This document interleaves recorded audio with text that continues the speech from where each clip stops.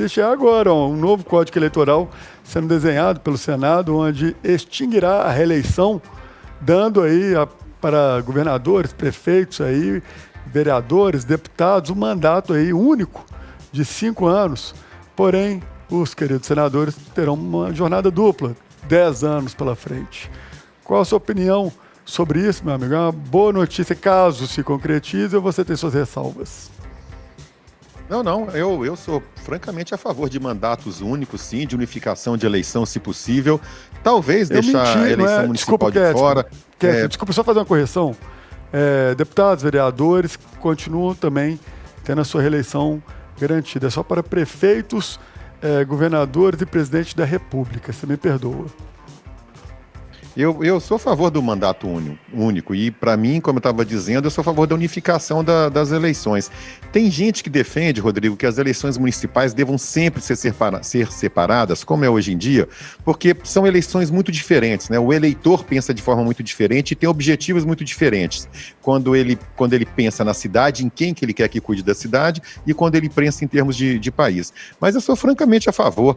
Se você me perguntar, desde a redemocratização, para mim, o único presidente que realmente eu daria uma nota acima de 6, talvez, 7, foi o presidente Fernando Henrique Cardoso. O Michel Temer, se não tivesse estragado com aquele bate-papo, né, nas profundezas do Jaburu, eu também daria uma nota elevada. Mas o grande erro do Fernando Henrique, eu acho que isso manchou definitivamente a história dele, foi ter efetivamente comprado, essa é a palavra que a gente tem que usar, foi ter comprado a reeleição, né? Porque isso não existia mais, ele cavou, comprou, fez o que é muito usual hoje em dia, sair fazendo articulação com dinheiro, né? Com o tal do Centrão, à época era o MDB, que é o pai, mãe, tio, avó do Centrão, né? O José Sarney, eu sempre digo isso, esse aí é o precursor do que é o Centrão. Então, naquela época, o Fernando Henrique se aliou a essa turma, comprou essa turma e cavou a própria reeleição. Eu acho que foi um dano irreparável para o país. Eu acredito muito no conceito de eficiência. Um presidente que fez reforma trabalhista, teto, né? Você que não iniciou fechou a palavra para poder defender o Temer. Mas não, quero dizer o seguinte, o Temer, o que ele fez em 2 anos e meio, comparar com o Fernando Henrique com 8 anos, que diga-se de passagem, foi o maior aumento de carga tributária da história, aí é complicado, mas parabéns para ele. Ele é o pai do Plano Real, deve isso aí. Você sabe que eu acho interessante a reunião do Porão também? A reunião do Porão que não deu em nada, foi absolvido, então assim, ou você acredita em justiça ou você não acredita. Absolvido, cara. O cara foi gravado. Ou você acredita ou não acredita. Isso aí, Vamos todo mundo combinar, então a gente agora tem que acreditar na justiça. Não, é porque ou você acredita ou você não acredita. Não tô falando que eu não gosta desse tipo de acredita na justiça. Ele gosta desse tipo de discurso. Você sabe que esse debate de pai do real, ele é interessante. Eu estava acompanhando isso ontem nas redes sociais. Porque é uma forma de enxergar ele como pai do real. Mas é interessante e me parece que ele, de fato, ele foi o grande defensor do projeto, ele era o ministro da Fazenda, mas o presidente que tinha caneta para autorizar ou não foi Itamar Franco. Isso muito pouca gente fala. Apesar que eu leio, já li histórias de que o próprio Itamar Franco tinha momentos que não acreditava muito, né? E que o Fernando Henrique foi o pai. Mas eu não acho que foi pai, não, sabe? Eu acredito que foi um conjunto de pessoas. Tem o Gustavo Franco nesse meio também. O Itamar, ele tem que levar a fama que ele tinha caneta na mão, ele assinava. Depois teve a continuidade também. Até o próprio Ciro...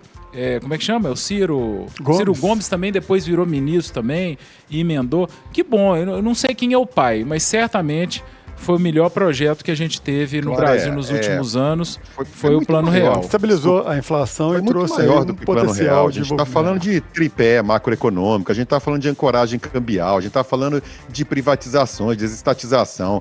O que o PSDB fez nos primeiros 4 anos do Fernando Henrique foi uma coisa tão gigantesca que é o que carrega o Brasil nas costas até hoje. Não dá para negar isso, não. Só porque ele é um político alinhado à esquerda, você fica bravinho quando alguém de esquerda faz alguma coisa que presta. Tudo isso que você falou tem meu apoio. Você fica bravinho quando da direita e da esquerda faz alguma coisa que presta também. Tudo isso que Deixa ele escolher um lado para proteger, gente, poxa. Esquece esquerda ou direita. Foi o presidente que mais aumentou impostos na história do Brasil. Ponto.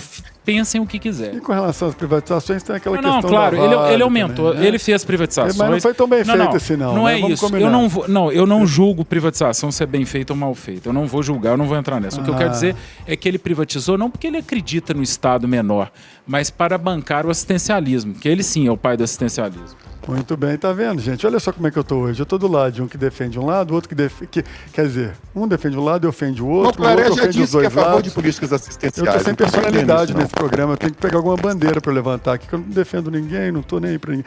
Bom, mas vamos lá, faz sentido. Vocês estão sem razão. Mas sobre essa questão do Código Penal, que vocês acabam tangenciando. Código Eleitoral. Desculpa. Código Eleitoral? Isso me deixa confuso. Eu acho que é a mesma coisa, viu? Mas vamos lá, é penal para nós, né, eleitores e população. Mas eleitoral, ele traz aí, na minha opinião, uma organização para esse tema, para que os eleitores possam também tratar isso de uma forma mais madura. De 2 em 2 anos, você entrar nessa gincana eleitoral. Mas onde isso não vai mudar, não. Vai. Não tem Vou essa explicar, proposta. só Não um tem isso minuto. na proposta. Só um minuto. Unificação não está na proposta. Se está falando de prefeito e governadores e presidente da República, claro, é. Unificação do voto De não 5 está, em 5 anos, como é que você pretende que não, seja 5 feito? 5 anos é um mandato. Ao invés de tudo ser bem, 4 anos, reelege 4 anos, existe aí vai ser 5 5, mas vai ser, existe nós vamos continuar pessoas- votando. Só um minuto. Como o Nostradamus, não está pronto ainda o projeto, ele vai ser enviado ainda e vai sofrer alterações. Mãe de Ná. Existe ainda algumas linhas onde eles defendem a unificação. Considerando que isso seja possível... Volta, Paulo Leite. Pelo amor de Deus, saudade do Paulo Leite.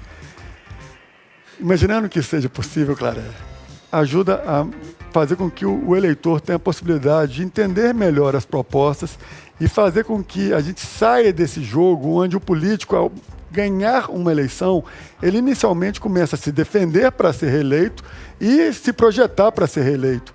Então, e a oposição faz a mesma coisa.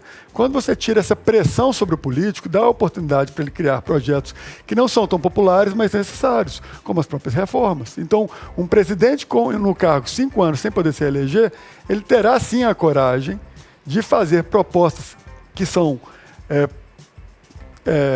delicadas, mas necessárias, como foi tentado aí de alguma forma no começo do governo Bolsonaro e saiu bem Mas no você acha que comecinho vai andar? e abandonaram logo. Você acha que vai andar? Você bota fé que Eu a proposta é acredito- interessante, eu mas você acha que ela vai acredito andar? que quando você não pensa na sua reeleição, você quer deixar um legado maior para o seu nome. No caso, aquela pessoa que propõe assumir uma presidência, até mesmo um governo Não, a estadual reforma, e uma essa prefeitura. reforma.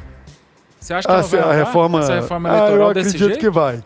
Você Eu acredito acredita? que vai por um único motivo, claro. É para a base, tira o poder executivo, para o resto é muito bom. Para ele só melhora. E para a parte executiva, que é quem vai apitar muito pouco nisso, realmente fica um complicador a mais. E também não é para imediato, gente. As pessoas acham que 2026 vai sair.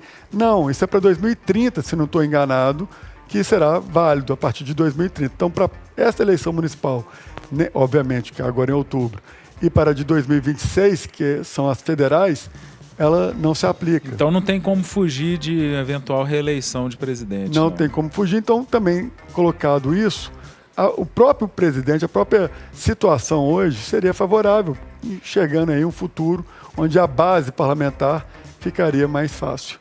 Enfim, é o Brasil e a gente tem que tentar errar diferente, pelo menos, porque continuar insistindo nesse maldito erro de reeleição, já vimos que não deu certo. Tomara que a gente consiga voltar então para os 5 anos sem reeleição, que era como era antes do ídolo aí do Kertzmann vir atrapalhar tudo. Tem gente propondo isso, é que tá doido.